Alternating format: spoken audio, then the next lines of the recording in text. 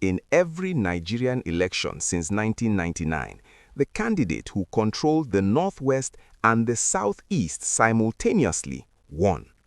Every single time, no exception. Think about that for a moment. Not the richest candidate, not the most popular candidate on social media, the one who held those two regions together. That is the pattern that has decided every Nigerian presidency in the Fourth Republic. Now, while every analyst on your timeline is debating whether Peter Obi can win the South-South or arguing about whether Kwankwaso is a spoiler or a kingmaker, nobody is asking the one question that actually decides 2027. What happens to Tinubu's electoral arithmetic if those two men are on the same ticket? There's a number buried inside the 2023 INEC result sheet that Tinubu's campaign strategists do not want trending.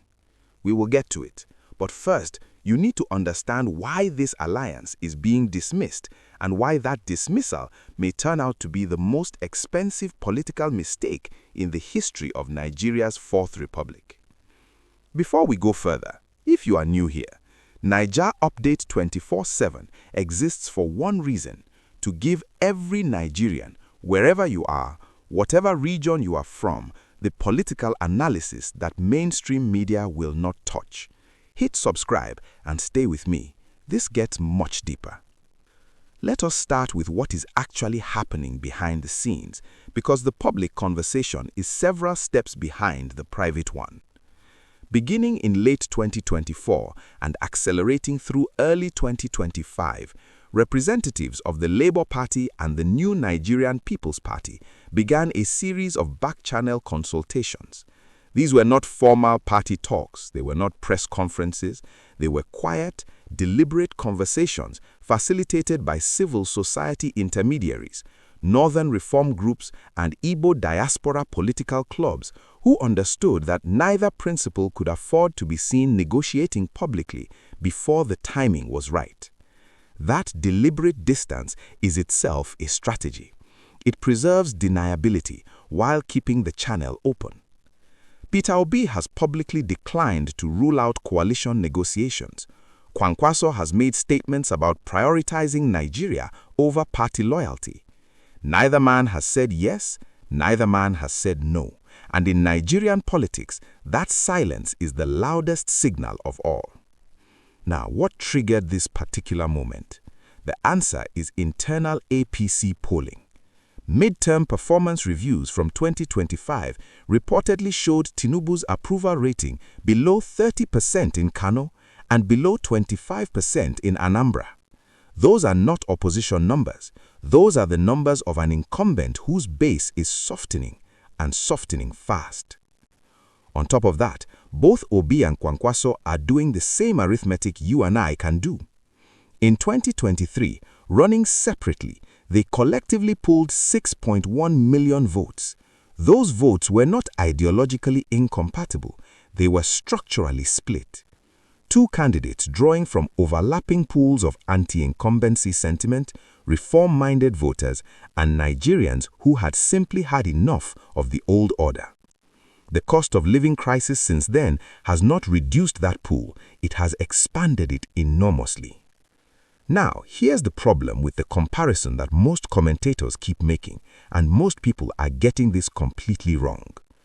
Everyone says, look at 2015, look at how Buhari and the APC merger worked, study that playbook.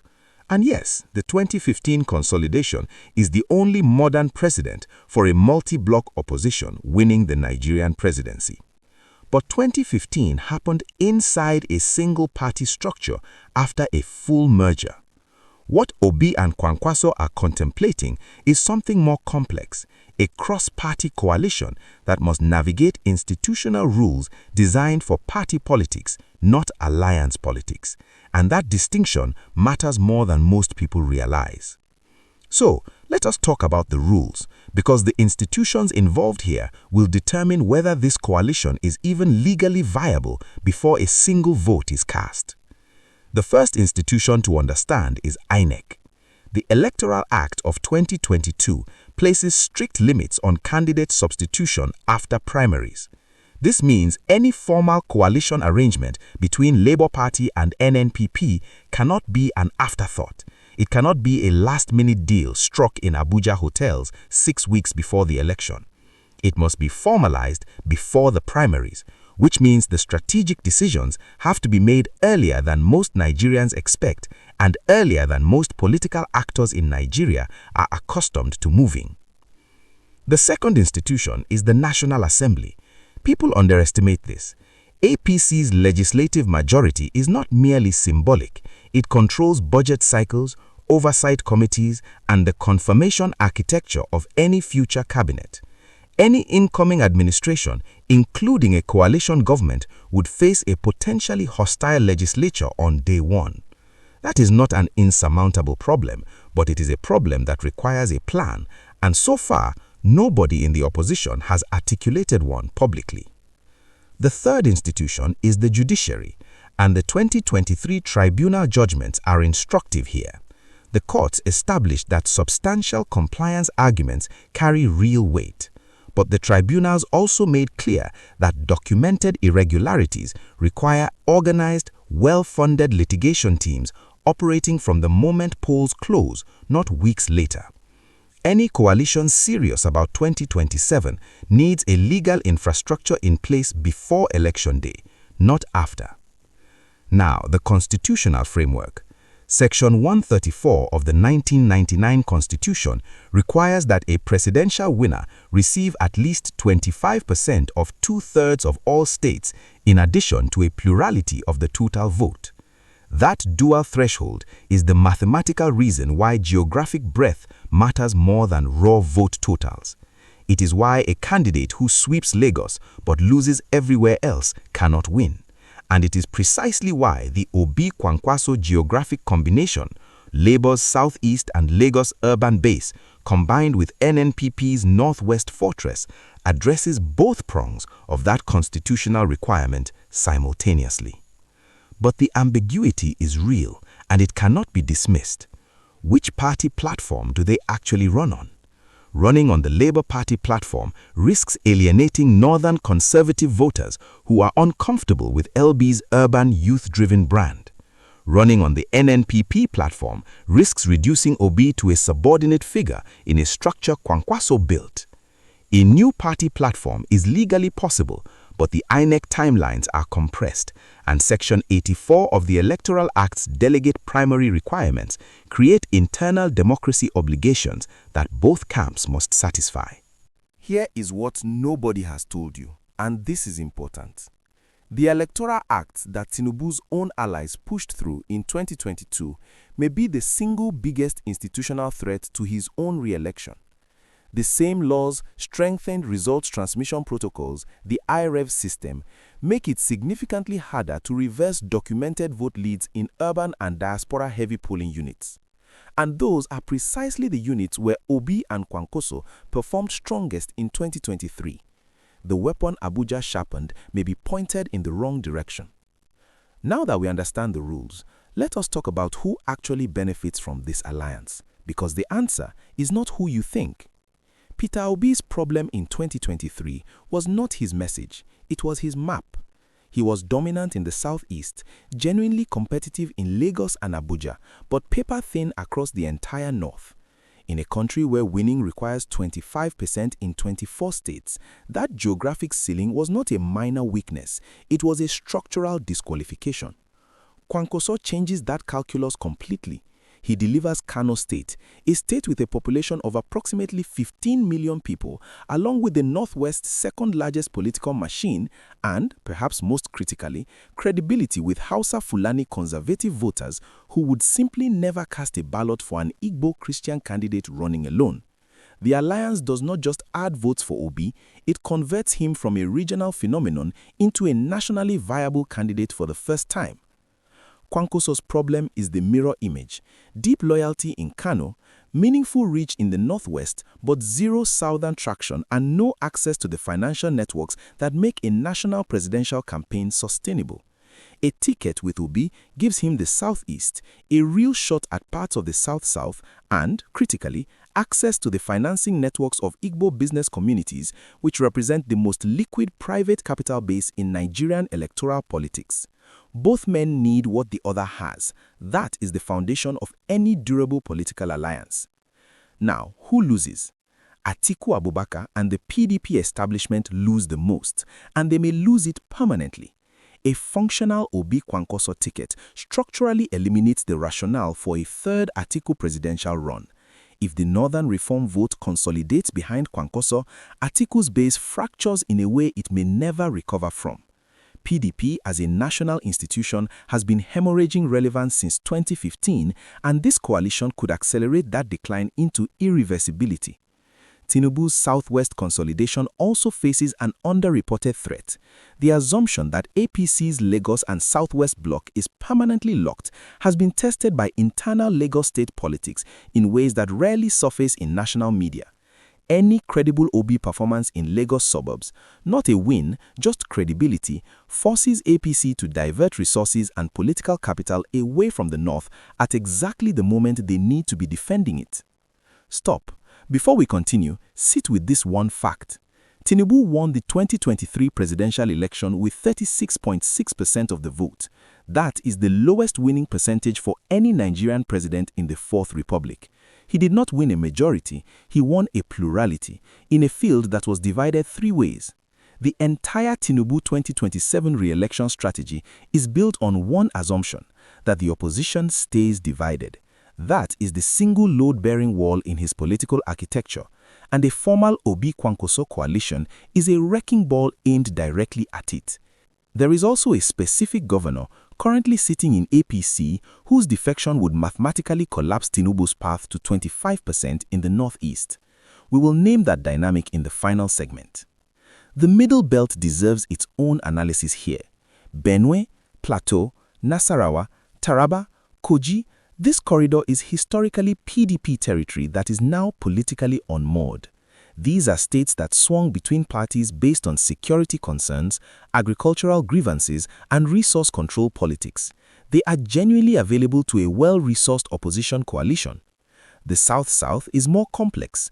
The Rivers state crisis has produced a Wike-aligned faction that belongs to neither APC nor PDP in any meaningful sense, a potential third partner in a broader opposition architecture if anyone is strategic enough to pursue it. And in the Southwest, Afenifere's ideological wing has never been fully comfortable with Tinubu's brand of APC politics. A coalition offer framed around fiscal federalism and restructuring could peel off significant Yoruba intellectual and civil society support, not enough to flip the Southwest, but enough to suppress APC margins in a region they cannot afford to be defending. Now, if what I just told you surprises you, drop a comment below. I want to know what you think before we get to the part that changes everything. This is where the conversation has to shift, because everything we have discussed so far is about political competition. But the implications of a credible 2027 opposition coalition go beyond who wins the presidency. A genuinely competitive election forces incumbent governors to hedge.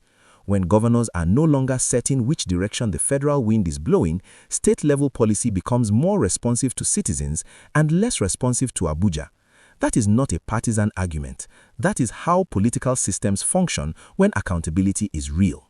Nigerians in Zamfara and Imo and Ekiti all benefit when their governors cannot take electoral outcomes for granted. The economic dimension is something ordinary Nigerians need to understand directly. Political competition affects policy. The Tinubu administration's subsidy removal and Naira float were implemented in a political context of minimal electoral threat. A credible 2027 challenge changes that calculation. It does not reverse those reforms, but it modulates how aggressively further reforms are pursued and how their costs are distributed. Campaign cycle spending also injects real liquidity into grassroots economies, markets, transport, hospitality, and informal labor. That money moves through communities that rarely see federal investment. The symbolic dimension of this particular ticket cannot be dismissed either. an Obi Kwankwaso pairing, Igbo Christian from the southeast, Hausa Fulani Muslim from the northwest, is structurally and symbolically the most ethnically and religiously inclusive presidential ticket Nigeria has seen in the Fourth Republic. That doesn't guarantee governance harmony, but it removes one of the most persistent psychological barriers to national coalition building: the deeply embedded assumption that a genuine North-South political partnership is electorally unworkable. That assumption, if broken, changes how Nigerian politics organizes itself for a generation.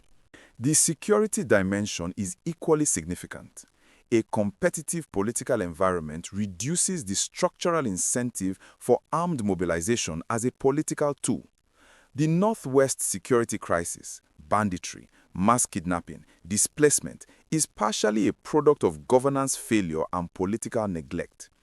Kwankwaso's presence on a national ticket creates a political constituency for serious Northwest security policy reform, and it creates it at the federal level rather than leaving it to a state government operating without federal backing.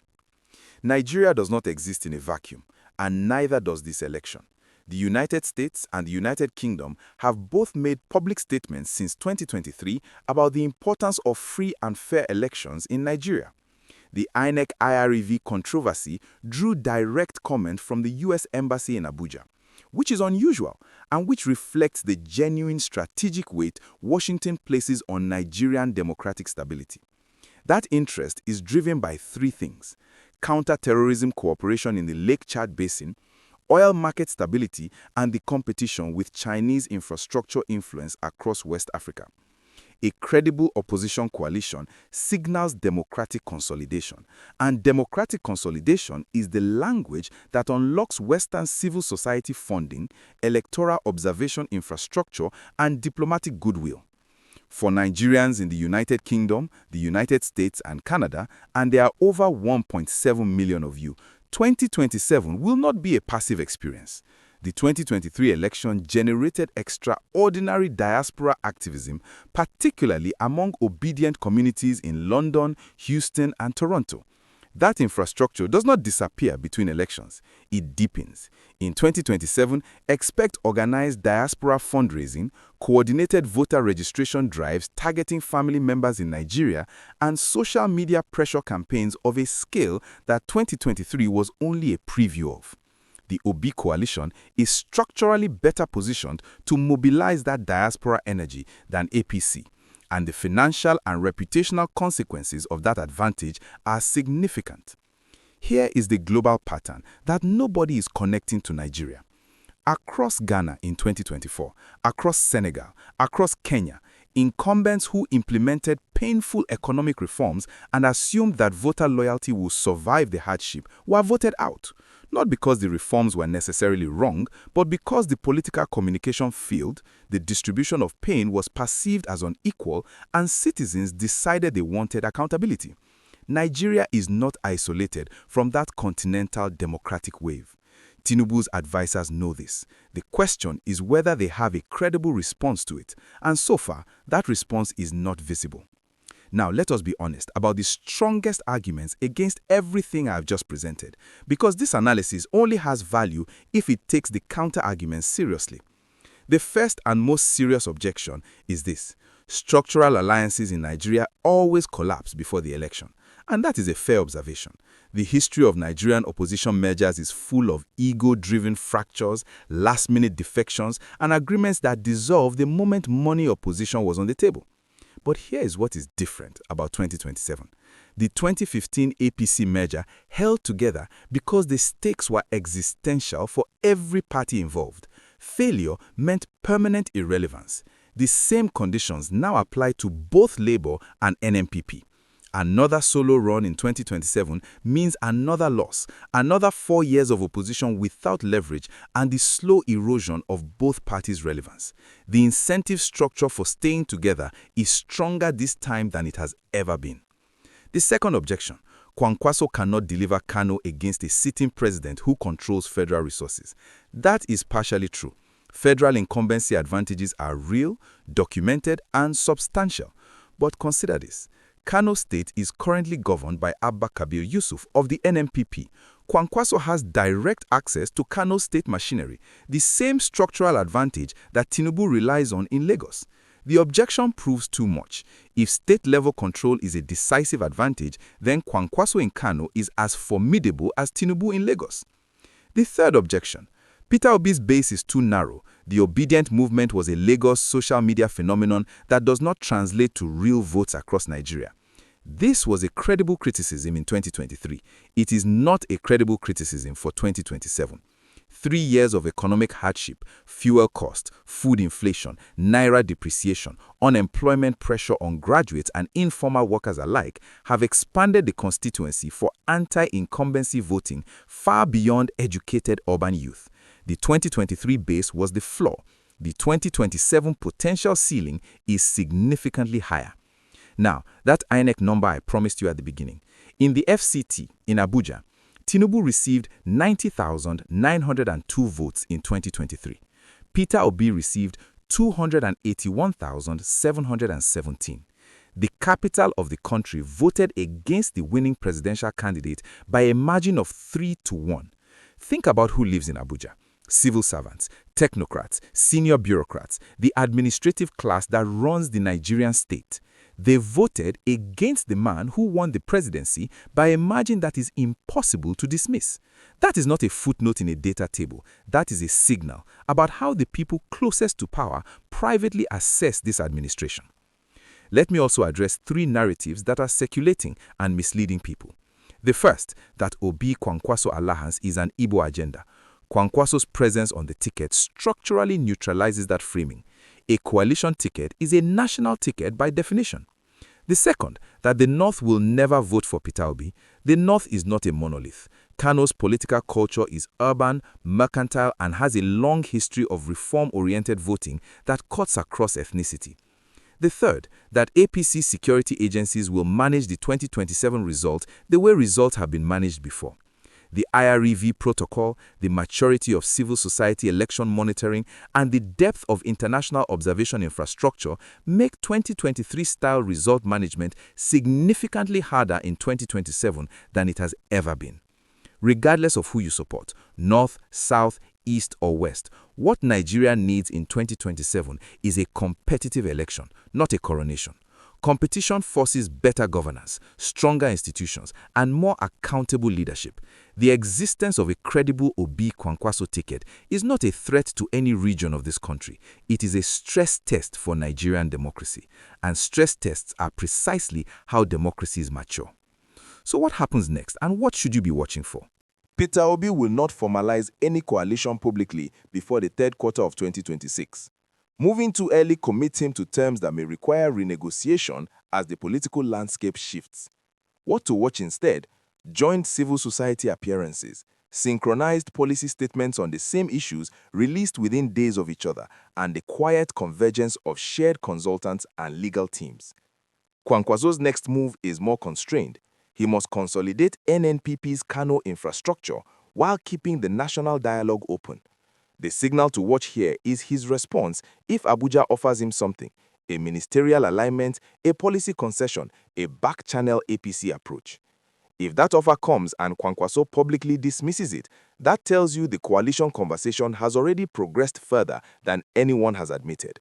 When the incumbent is trying to buy off your most important potential partner, it means the threat has been assessed as real.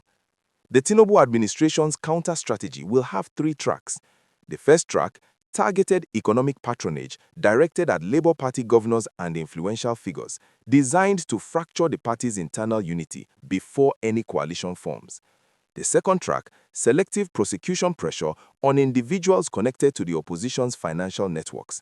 The third track, drawing Atiku Abubakar back into the race as a spoiler, because a 3-way race in 2027 is the only arithmetic that replicates the conditions of 2023.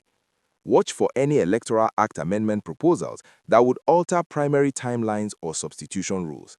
That would be the most direct institutional intervention against a coalition. Now, the governor dynamic I mentioned earlier. Watch the Northeast. Specifically, watch Adamawa, Bono, and Gombe. If any sitting APC governor in that corridor publicly distances himself from the 2027 APC presidential ticket, even in ambiguous language, even as a statement about party reform. That is the signal that internal polling in those states has crossed a threshold that cannot be reversed by patronage alone. It has happened before in Nigerian political history. It is the first domino. When it falls, others follow quickly. The long-term governance implications extend well beyond 2027, regardless of the outcome. If the coalition wins, Nigeria will have demonstrated for the first time that an ethnically and religiously cross-cutting opposition can organize, compete, and govern. That shifts how political parties structure themselves for the next generation.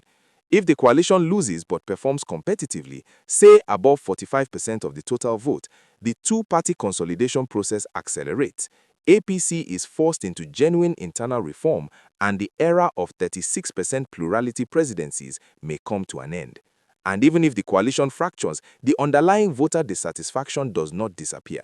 The political demand that Obi and Kwankwaso represent will find another vehicle. It always does.